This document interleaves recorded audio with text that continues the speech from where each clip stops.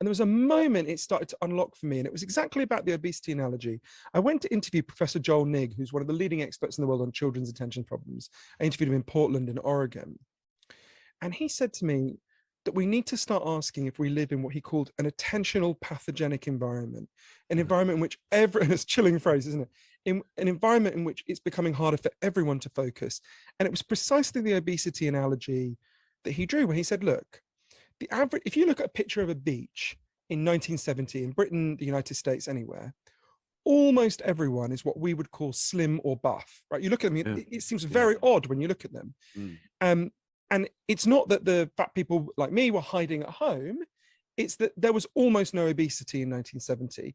And then there's been an explosion. So since 1960, the average American has gained 22 pounds. And Professor Nigg said to me, that's not because we all became, the stigmatizing things that are said about overweight people, that they're lazy and so on. That's because there were profound changes in the way we live.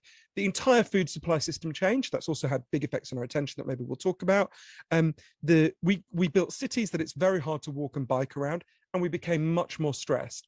All factors, by the way. And the only way to shop was to go by car, not to walk with a basket each day to buy, as my mother used to when I was very young. Every day she'd go to a shop and buy the food for the day. So she was walking, 3 miles and back again without thinking that it was the oddest thing to do at all. And even washing machines were manual and mangles. Almost everything you did had to be done with your physical body, involving walking and moving, as well as the food being fresher and better. You're so right. And there was a moment speaking to him where something fell in place for me, because I suddenly thought, oh, so we responded to this. Obesity is a systemic crisis with systemic causes, to which we responded by individually torturing ourselves in a way that doesn't work, right?